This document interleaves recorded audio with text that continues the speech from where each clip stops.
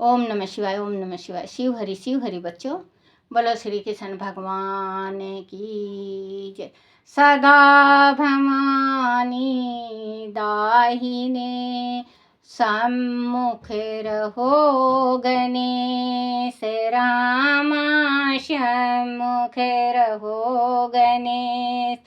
पांच देव रक्षा करो, ब्रह्मा विष्णु महेश सियापति राम। जय जय राम। मेरो मन बसियो सीताराम। राम नगरिया राम के, बसते गंगा तीर रामा।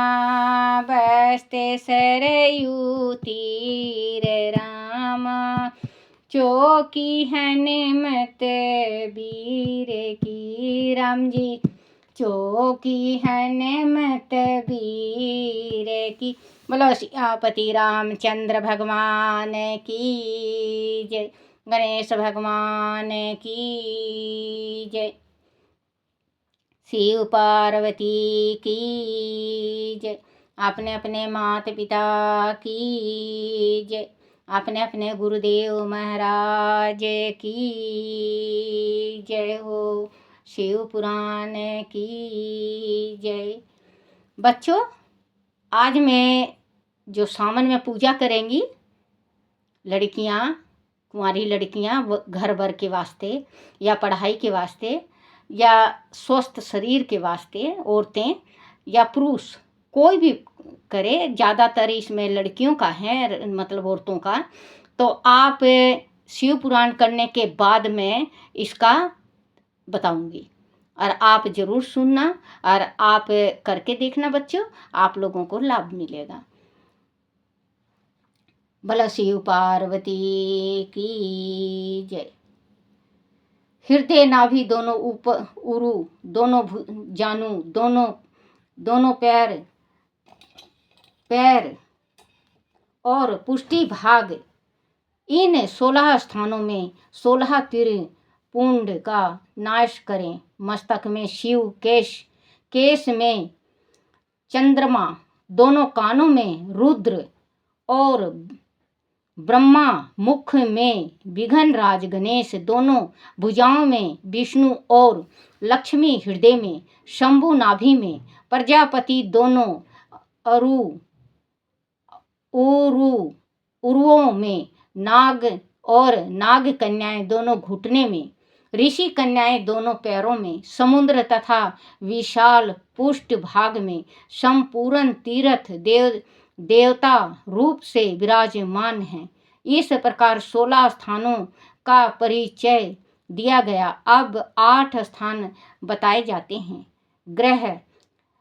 ग्रह स्थान ललाट, परम उत्तम का कर्ण, युगल, दोनों कंधे, हृदय और नाभि, यह 8 स्थान हैं। इनमें ब्रह्मा तथा सप्त ऋषि, ये 8 देवता बताए गए हैं। मुनीश्वरों, भस्म के स्थान को जानने वाले विद्वान ने इस तरह 8 स्थानों का परिचय दिया है, अथवा मस्तक, दोनों भुजाएं, हृदय और नाभि, इन 5 स्थानों को भस्म वेद पुरुषों ने भस्म धारण के योग बताया है।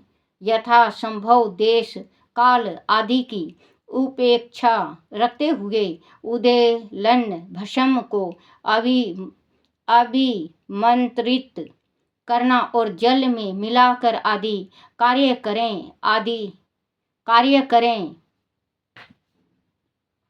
आदि उदहल लेन में भी असमर्थ हो तो त्रिकुंड आदि लगाएं।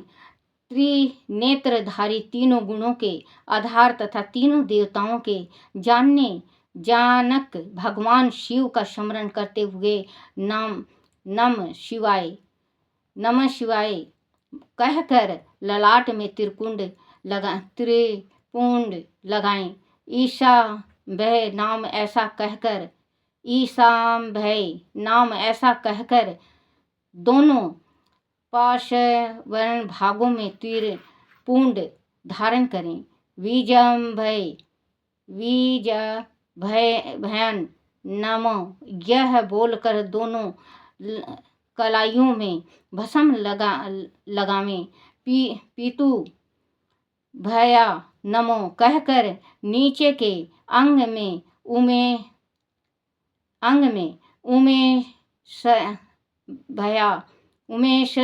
उमेशा भया नाम कहकर ऊपर के अंग में तथा भीमाए नमो कहकर पीठ में और सिर के पिछले भाग में तीर पुंड लगाना चाहिए। बोलो शिव पार्वती की जय। बच्चों, तो इसी वजह से मैं काले ये पूरी एक अध्याय समाप्त नहीं की थी कि कल मैं थोड़ा सा आपको ये जो सावन आ रहा है, सावन में पूजा करने जाओगे आप तो कैसे जाना चाहिए। जैसे बच्चों, कभी भी आप शिव जी को कभी भी, ये नहीं कि सावनी का है, कभी भी स्त्रियों के वास्ते है, लड़कियों के वास्ते, कभी भी आप शिव जी के पास शिव जी शिवालय जा रहे हो जल चढ़ाने, तो बच्चों एक खुला केस नहीं होना चाहिए। खुला केस में जितने समय तक आप पूजा करते हो उतने समय तक आपके शरीर के अंदर, ये मुझे बोलना नहीं आता, मैं दलिदर ही बोलती हूँ, दलिदर का वास हो जाता है हमारे शरीर में।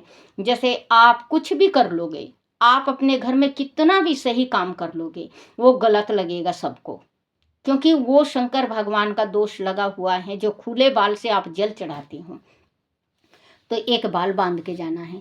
एक बच्चों, सिर सोमवार के दिन लेडीज सिर धोती हैं, पूजा करने जाएंगे, पानी टपकता रहता है और शिव जी के दरबार में जाएंगी शिवालय, वहाँ पे जल चढ़ाती हैं।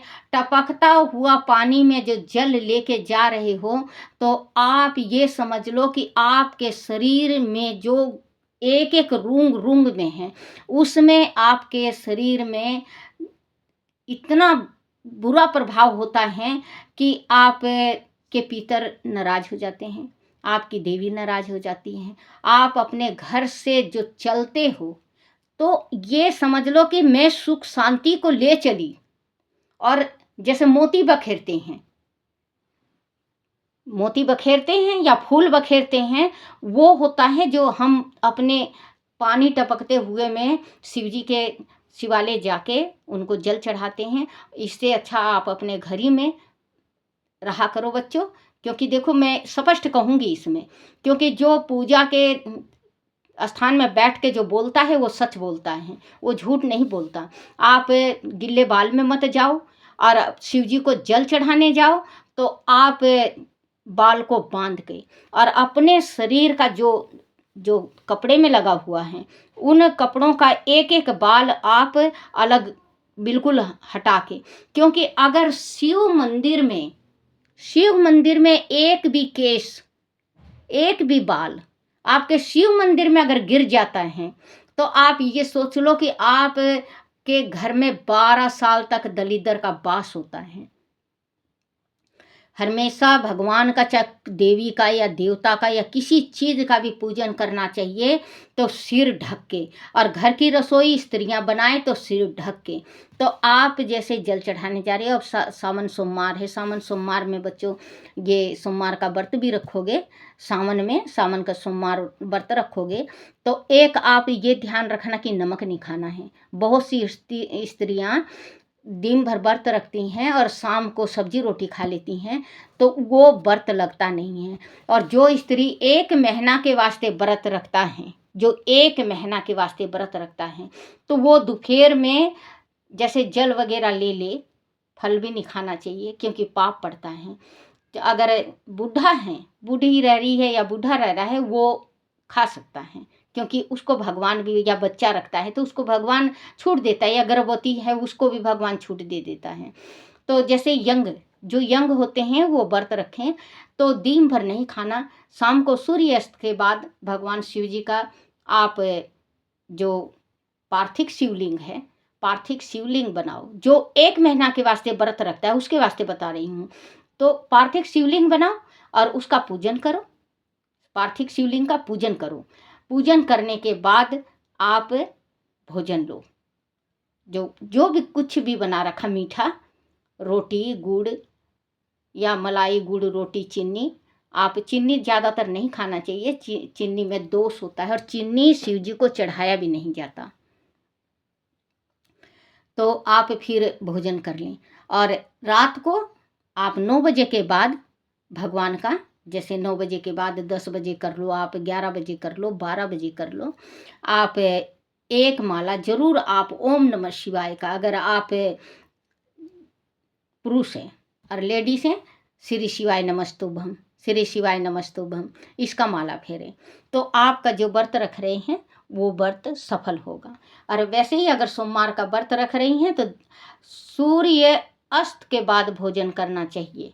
जो इनका 16 सोमवार का व्रत हुआ शिव जी का, कोई केले के ऊपर रखता है, कोई चूरमा के ऊपर रखता है, कोई जल के ऊपर रखता है, कोई दूध के ऊपर रखता है, कोई दही के ऊपर रखता है, वो खाए।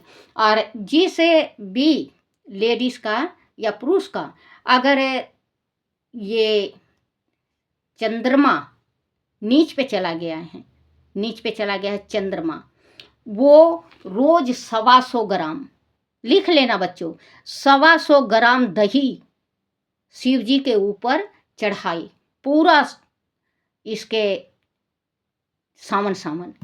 और पूर्णमासी के दिन जैसे कि किसी का चंद्रमा नीच पे चला गया है या काल सर्प दोष है, जिस पे काल सर्प दोष है, दोनों हटते हैं, ये मंगलिक है, काल सर्प दोष है, तो उसका शिव जी के पास निवारण है।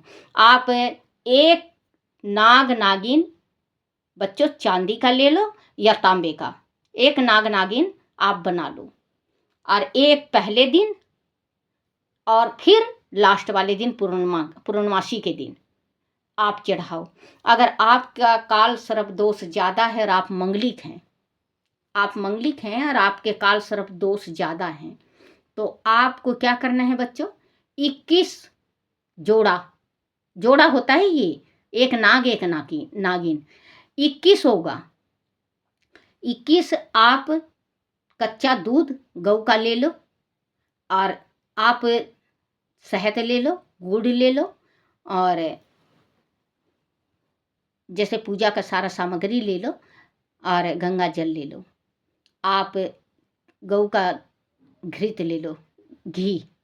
आप जाओ वहाँ और एक बच्चों कभी दूध, याद रखना, कभी दूध इसमें तांबे के लोटा में दूध भगवान को नहीं चढ़ाया जाता। वो दूध अगर हम तांबे के लोटा में दूध डालेंगे और जल से शिव जी का हम अभिषेक करेंगे तो वो जल नहीं होता, वो खून बन जाता है। इसी वजह से तांबे के लोटा में दूध डालना नहीं चाहिए। आप ले जाओ और आप पंचामृत बनाओ और नाग नागिन को धो के, आप नाग नागिन को धो लो थोड़ा सा और फिर पंचामृत शिव जी को चढ़ाओ और पूजा करने के बाद आप अपने ऊपर से उल्टे उतारना, सीधा नहीं बच्चों, सीधा उतारोगे आपका काल सर्प दोष ज़्यादा हो जाएगा, उल्टा उतारना है।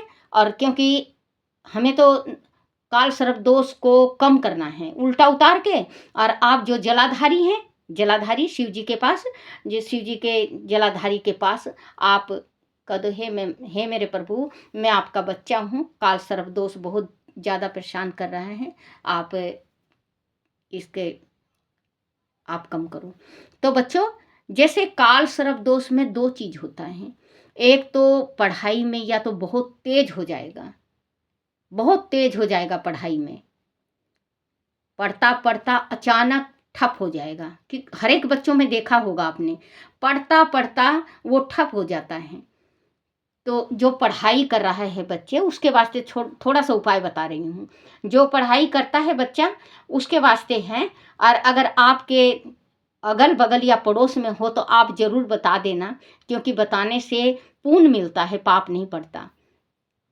तो जिस बच्चे का काल सर्प दोष ज़्यादा है और वो पढ़ाई में तेज था, अव्वल आता था और अब उसकी मन नहीं लगता पढ़ाई में, तो 21 जोड़ा चांदी का, और जैसे बना लिया आपने 21 जोड़ा चांदी का या तांबे का आपने नाग नागिन बनवाए और बच्चे के सिरहाने रात को रख दो।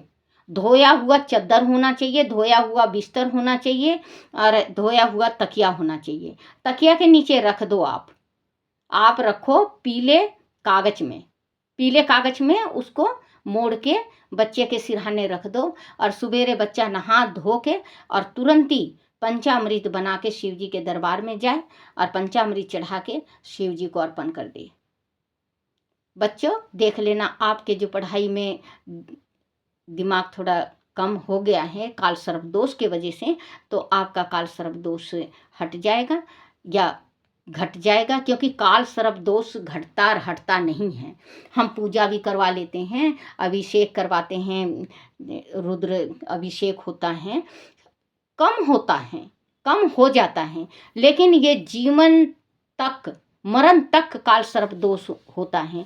क्योंकि पहले बच्चों काल सर्प दोष नहीं हुआ करता कुंडली में, ना काल सर्प दोष हुआ करता, ना ये क्या कहते हैं ये पितरों का दोष, ना पितरों का दोष होता था।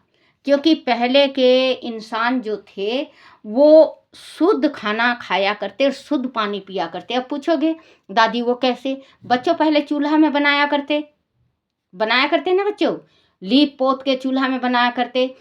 मटका होया करता, कुआं से पानी लेके आया करते, कुआं से लाते थे ना बच्चों पानी, कुआं से पानी लाया करते, मटका से पानी निकालते, चूल्हा लीपते, घर लीपते, भोजन बनाते, भगवान को अर्पण करते, फिर खाते। तो वो पहले के जो इंसान थे वो जात पात को भी माना करते, तो वो जात पात भी रहती थी। अब बच्चों सिलेंडर हैं, देखो बच्चों बुरा मत मानना, मैं हाथ जोड़ के प्रार्थना कर रही हूँ, जो कुछ है वो मैं सच्ची बताती हूँ।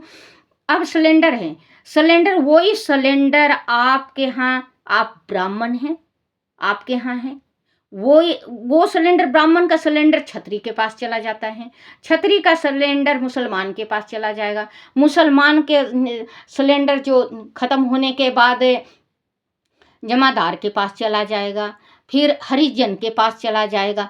बच्चों वो घूमता रहता है। तो जात पात अब इतना नहीं है, जो जात पात पहले माना करते तो वो जात पात उनका निभ जाता था, अब जात पात नहीं निभता। अब टुंटी से पानी आता है, टुंटी से पानी आता है ना, पहले इतना बहुत वो रखा करते कि हम ब्राह्मण हैं, हम ये हम, अब टुंटी से पानी आता है, टुंटी से मालूम नहीं कहाँ से पानी आता है।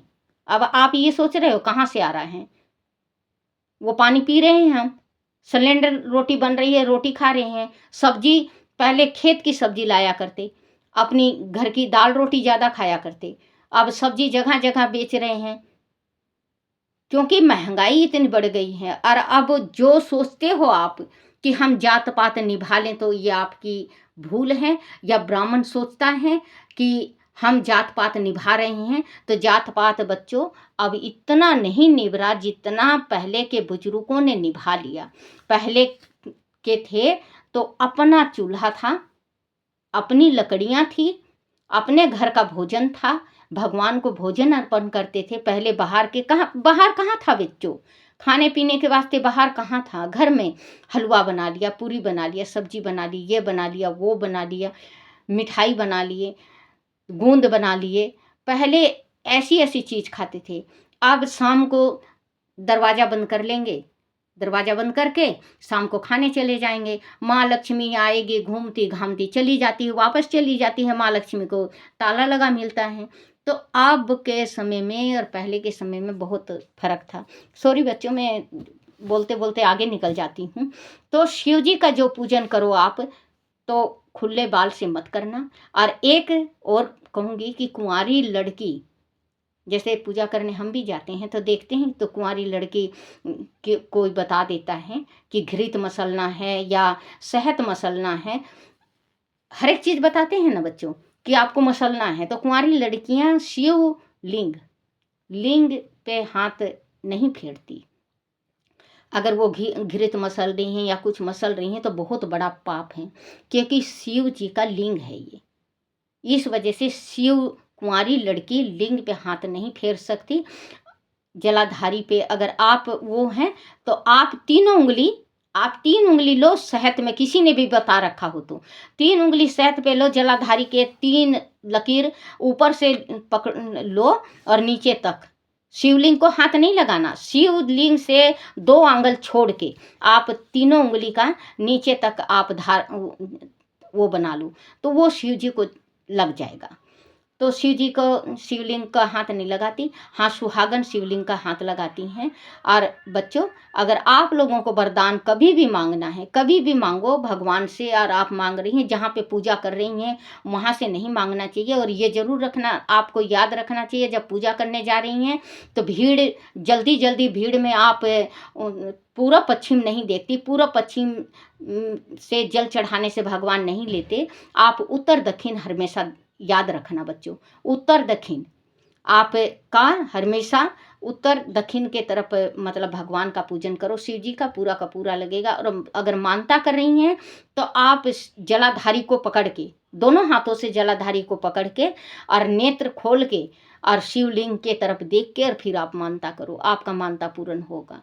और सुहागन औरतें एक बरियाँ जरूर एक दफ़े सावन में एक दफ़े पूरा 16 श्रृंगार माँ पार्वती का पूरा 16 श्रृंगार ले जाओ। और एक ले जाओ बड़ा मोली का तागा, जिसमें शिव शंकर भगवान और पार्वती 2 दफ़े बंधी जाएं, उसमें 2 दफ़े जोड़ा।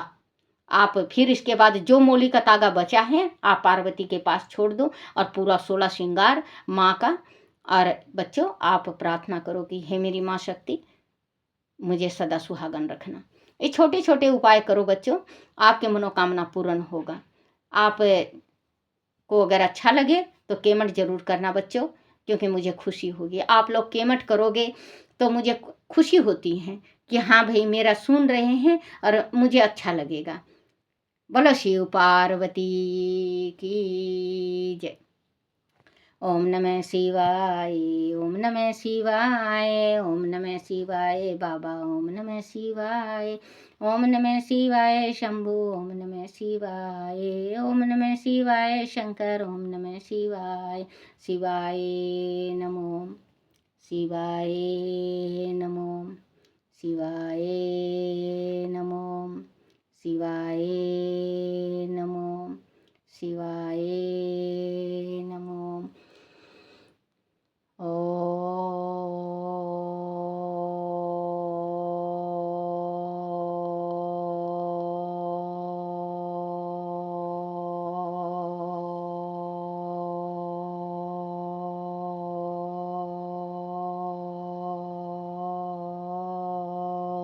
नमः शिवाय। बोलो शिव पार्वती की जय। हे मेरे शिव पिता, मेरे से भूल हो गई हो, कोई गलती हो गई हो, कोई टूटी हो गई हो, मुझे क्षमा करना, क्षमा करना, क्षमा करना। बोलो गुरु अपने अपने गुरुदेव महाराज की जय। शिव पार्वती की जय हो।